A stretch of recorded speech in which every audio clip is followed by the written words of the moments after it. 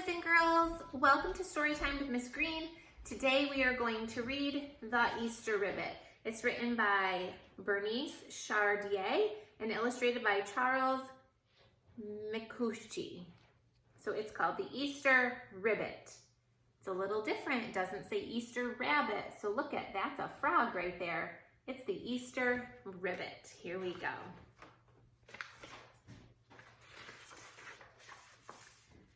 Easter was coming. The bunnies were very busy making pretty Easter baskets, carrying jelly beans, and painting eggs.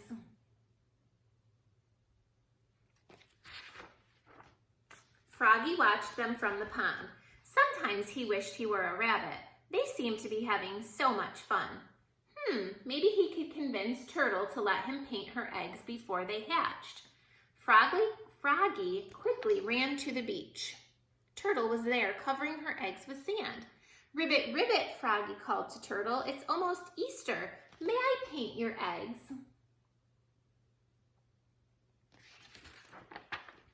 "Keep quiet," Turtle warned. "Can't you see I'm trying to hide them? If you were to paint them, every bird in the forest would see my eggs and eat them before the babies could hatch and crawl to the water. Go back to your log and stop bothering me."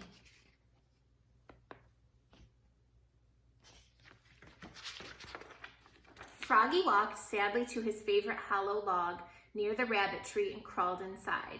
After a long time of feeling sorry for himself, he fell asleep and had a dream. In the dream, he was an Easter Ribbit. Not quite a rabbit, but not a frog either. He was rushing through the high grass to deliver Easter baskets to all of the children.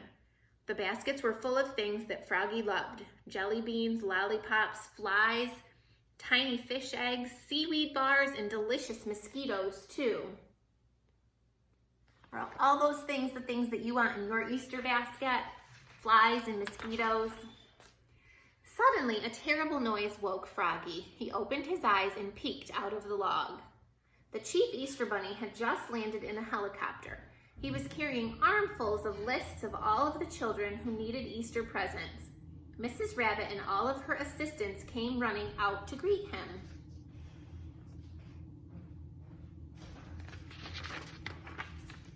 "You are doing a wonderful job," said the chief, "but we need more helpers. Can you handle an extra load of deliveries?" "Oh dear," said Mrs. Rabbit, "we don't have enough bunnies to deliver the baskets. Flossie and Fernie caught colds last night, and I'm afraid they are running fevers. Hubert and Henry hurt their feet squeezing under a fence. They can't run until next week. What will we do?" "What will they do?" "Advertise," said the chief Easter bunny. "Call Mrs. Duck's employment agency. She can fly over the woods and drop ads for the position tonight. Mrs. Duck's a quack, but she may be able to help us." "All right," said Mrs. Rabbit. "We'll do our best."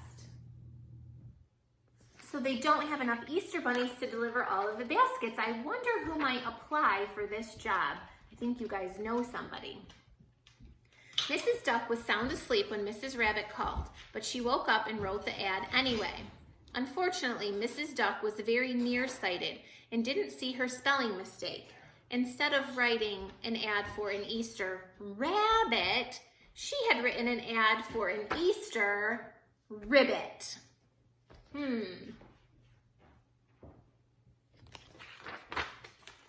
One of the ads landed on Froggy's log.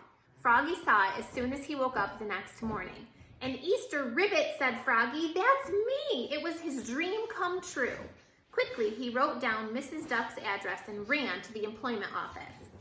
Although she couldn't see well, Mrs. Duck suspected she was looking at a frog.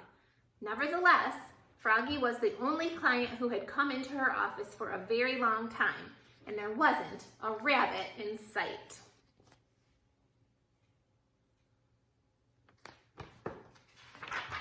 Mrs. Duck ran to her storage room and cut out a big pair of paper bunny ears.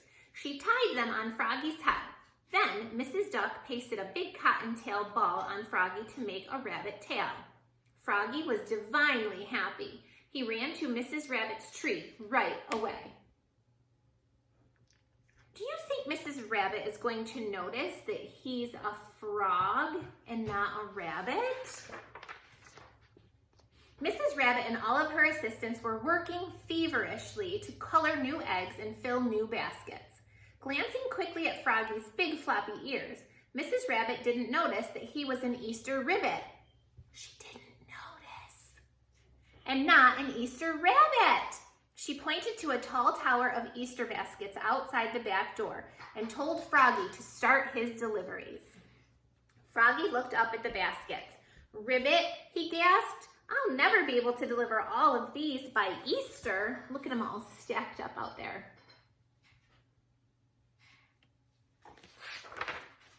There was only one thing to do. Quickly, he hopped down to the pond, ribbiting as loud as he could. Froggy called for all of his friends and relatives to come help him. Soon, a crowd of frogs of all shapes and sizes leapfrogged to pick up the baskets stacked behind Mrs. Rabbit's tree.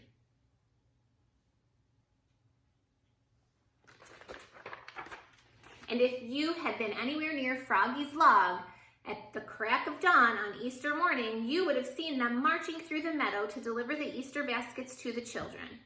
And at the head of the parade was Froggy, ribbiting a happy song.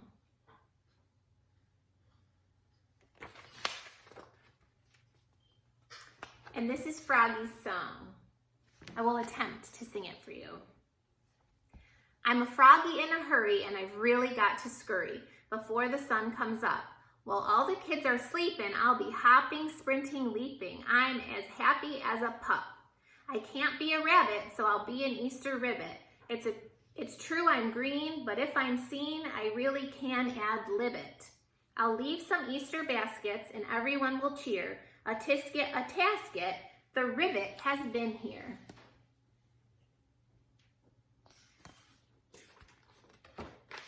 And then if I were Mr. Herney, I might be able to play this on the piano, but I cannot.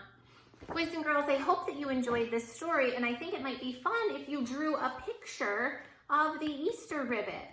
Maybe you can draw a frog and put some bunny ears on him, and then draw a picture of what he had to deliver. So did his dream come true? Give me a thumbs up if his dream of being the Easter Rabbit came true. Yes, it did. Awesome. Have a great rest of your day, friends. Bye.